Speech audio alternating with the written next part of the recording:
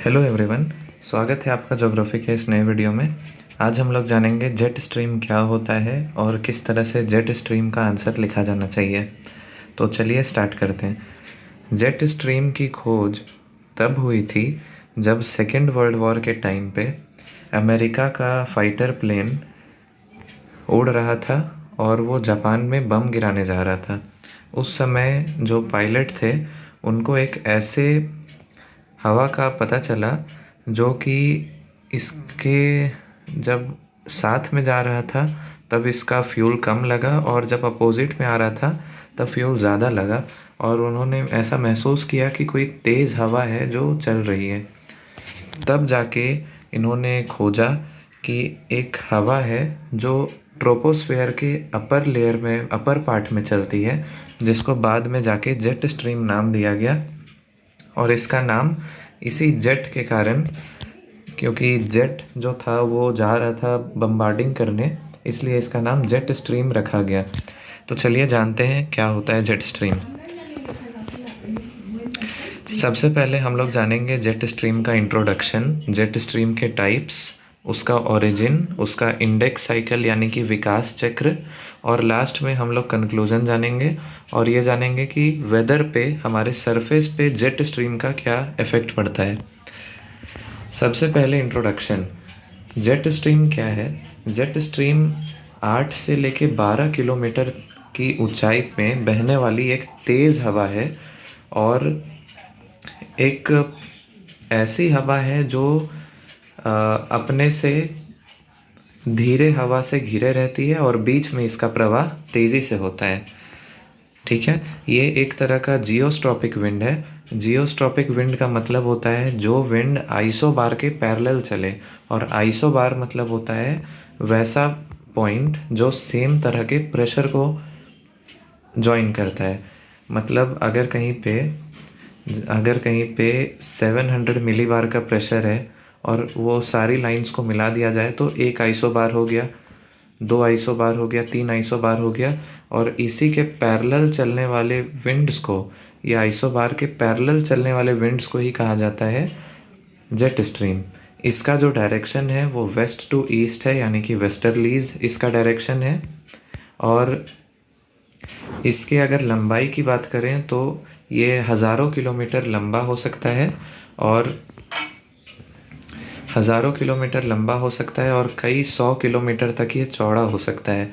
ये इस तरह के शेप में रहता है, यानी सांप के जैसा ये शेप में रहता है, लहरदार।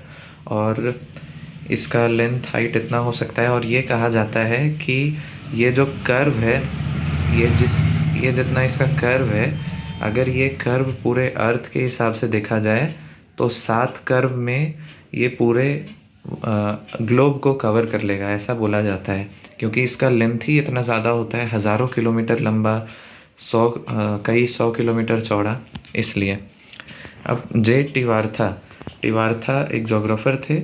उन्होंने जेट स्ट्रीम को डिफाइन करते हुए कहा कि jet stream are relatively narrow bands of stronger winds bounded by slower air. मतलब टिवार्था के अनुसार जेट स्ट्रीम एक ऐसा विंड है, एक ऐसी हवा है जो अपने से कमज़ोर हवा से घिरे हुए रहती है और एक नैरो बैंड के रूप में बहती है।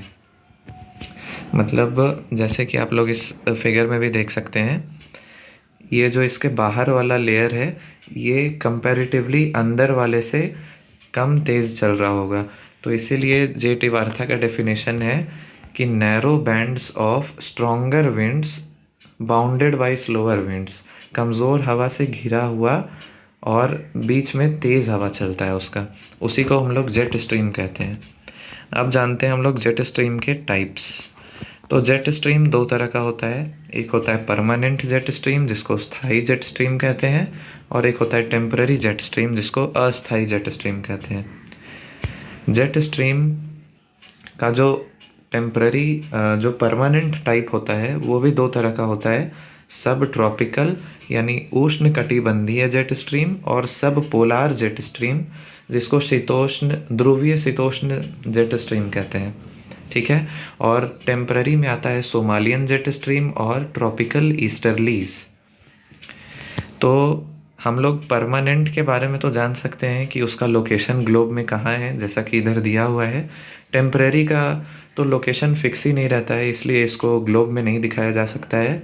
लेकिन सोमालियन के बारे में ये कहा जाता है कि सोमालियन जेट स्ट्रीम जब भी आता है तो मतलब सोमालियन जेट स्ट्रीम जो होता है वो नॉर्मल जेट स्ट्रीम से अलग होता है, क्योंकि ये सरफेस से बस थोड़ा सा ऊपर चलता है, जबकि जो नॉर्मल जेट स्ट्रीम है वो 8 से लेके 12 किलोमीटर की ऊंचाई पे चलता है। सोमालियन जेट स्ट्रीम उतना ऊंचाई पे नहीं चलता है। और ट्रॉपिकल ईस्टर्लीज के बारे में कहा जाता है कि इसके कारण हमारा जो नॉर्थ वेस्ट मानसून है, यानी ठंडा में जो बारिश होता है राजस्थान गुजरात तरफ, वो बारिश को इफ़ेक्ट करता है ट्रॉपिकल ईस्टर्लीज जेट स्ट्रीम। अब हम लोग देखते हैं ये ग्लोब में कहाँ पे हम लोग का परमानेंट जेट स्ट्रीम का फॉर्मेशन होता है। तो इसके लिए तो एक डायग्राम भी है, ये देखिए परमानेंट जेट स्ट्रीम है। ये जो ब्लू वाला है ये है पोलर जेट स्ट्रीम, और रेड वाला जो है वो है सब ट्रॉपिकल जेट स्ट्रीम। तो ये जो सब ट्रॉपिकल एरिया है, यानी कि ये 0 से लेके 30 degree north and 30 degree south latitude के बीच में है, जबकि ये वाला जो है ये 60 डिग्री के आसपास पाया जाता है दोनों हेमिस्फेयर में। तो ये हो गया पोलर जेट स्ट्रीम और ये हो गया ट्रॉपिकल जेट स्ट्रीम।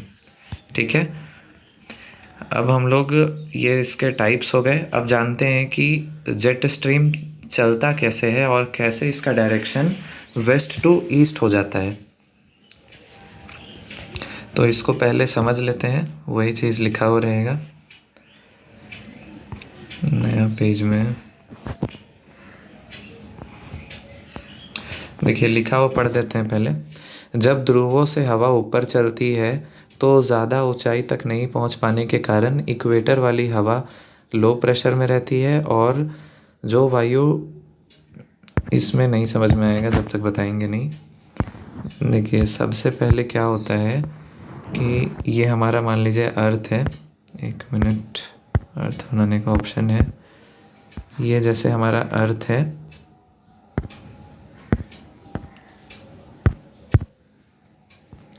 ये हो गया इक्वेटर। अब क्या होगा कि जितना हवा ज़्यादा ऊंचा जाएगा, मान लीजिए ये इक्वेटर से जो विंड है, इक्वेटर से जब विंड राइज करेगा तो वो ज़्यादा गर्म होने के कारण ज़्यादा ऊंचाई तक जाएगा, और ज़्यादा ऊंचाई तक जाने के कारण ये ज़्यादा ठंडा भी हो जाएगा। किसके कंपैरिजन में? जो इससे कम ऊंचाई पे जाएगा।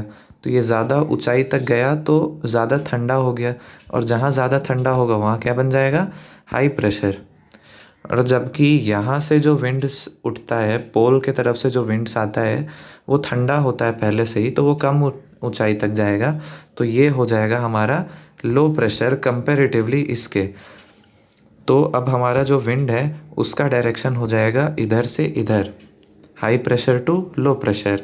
अब एक लॉ आता है फेरेल्स का लॉ, जिसमें यह कहा जाता है कि नॉर्दर्न हेमिस्फेयर में जब wind high pressure to low pressure move करेगा तो वो अपने राइट डायरेक्शन में मूव कर जाएगा, और साउदर्न हेमिस्फेयर में जब वो मूव करेगा तब वो अपने लेफ़्ट डायरेक्शन में मूव कर जाएगा।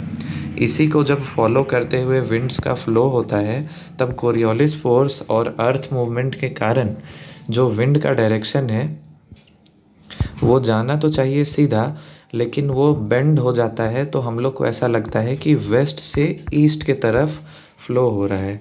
और इसी तरह से देखिए इसमें बताया हुआ है, ये 0 से 30 डिग्री के बीच में विंड राइज किया, और यहाँ पे कंपैरेटिवली हाई प्रेशर बन गया, और ये कंपैरेटिवली लो प्रेशर है। सिमिलर अगर हम लोग इस रीजन में देखें तो ये इसके कंपैरिजन में ये ज़्यादा ऊंचाई पे गया है, तो ये हाई प्रेशर है और ये लो प्रेशर है। फिर विंड इधर जाएगा और राइट के तरफ अपने घूम जाएगा, तो लगेगा कि ये वेस्ट से आ रहा है और वेस्ट टू ईस्ट इसका डायरेक्शन हो जाएगा। ठीक है, यही चीज़ इसमें लिखा हुआ है, आप लोग देख लीजिएगा, समझ में आ जाएगा। ये मतलब इस तरह से जेट स्ट्रीम का ओरिजिन होता है। वो जाता तो सीधा सीधा है, लेकिन नॉर्थ में जब जाता है तो वो ईस्ट के तरफ घूम जाता है, जिसके कारण उसका डायरेक्शन इस तरह का हो जाता है। और साउथ में जब जाता है तो वो वेस्ट की तरफ घूम जाता है, तब भी हम लोग को ऐसा लगता है कि वो वेस्ट से ईस्ट की तरफ बह रहा है। अब हम लोग जानते हैं इसका इंडेक्स साइकिल क्या होता है। इंडेक्स साइकिल का मतलब होता है विकास चक्र। तो इंडेक्स साइकिल को नामियास ने बताया था कि ये 4 तरह का होता है। इंडेक्स साइकिल को उन्होंने बांटा था। पहला स्टेज में जो इंडेक्स साइकिल का होता है, इसमें विंड्स जो है वो नॉर्मली बहती हैं, west to east normally flow करती हैं। सेकंड में थोड़ा सा कर्व होता है। थर्ड में जो कर्व है वो ज़्यादा होता है। और थर्ड में इसको कहा जाता है रॉस्बी वेव्स, क्योंकि ये बहुत ज़्यादा मीएंडर करने लगती हैं। और फोर्थ यानी कि लास्ट स्टेज में क्या होता है कि ये जो मीएंडर करती हैं, तो ये मीएंडर इतना ज़्यादा कर लेती हैं, मतलब इतना ज़्यादा घुमावदार हो जाती हैं कि ये मिल जाती है और फिर एक इस तरह का इसके ऊपर से विंड का फ्लो होने लगता है और इसमें एयर पार्सल एयर पैकेट्स बन जाते हैं। तो जो एयर पैकेट्स का डायरेक्शन, जैसे कि इस तरह का जब ये फ्लो कर रहा है इस तरह का, तो यहाँ पे हम लोग का नीचे है इक्वेटर वाला रीजन, यहाँ पे है इक्वेटर। और इक्वेटर से इक्वेटर के कारण जो ये वाला एयर पार्सल होगा ये कंपैरेटिवली गर्म हो जाएगा। और इधर है हमारा पोल, और पोल के कारण ये वाला जो एयर पार्सल होगा वो ठंडा होगा। तो यहाँ पे बन जाएगा हाई प्रेशर और यहाँ पे है हमारा लो प्रेशर। तो इस तरह का कंडीशन बन जाता है लास्ट स्टेज में। इसको नामियास ने इन 4 स्टेजेस में बांटा था इंडेक्स साइकिल को, यानी किस तरह से हमारा जेट स्ट्रीम डेवलप होता है इनिशियल स्टेज में, फिर उसके बाद ऐसा, फिर मैच्योर में, और फिर लास्ट स्टेज में इस तरह का। अब हम लोग जानते हैं कि कौन सा वेदर फेनोमेनन है या फिर सरफेस वेदर किस तरह से जेट स्ट्रीम से अफेक्ट होता है। तो जेट स्ट्रीम के कारण जो हमारा 30 to 35 डिग्री हाई प्रेशर होता है ना, वो बनता है। 30 to 35 कैसे? जैसे यहाँ पे हम लोग का विंड राइज किया और यहाँ पे आके फॉल किया, 30 to 35 के आसपास ही फॉल करता है, तो यहाँ पे बन जाता है हाई प्रेशर, क्योंकि जहाँ पे विंड नीचे सिंक होगा वहाँ पे ड्राई कंडीशन हो जाएगा और हाई प्रेशर क्रिएट हो जाएगा।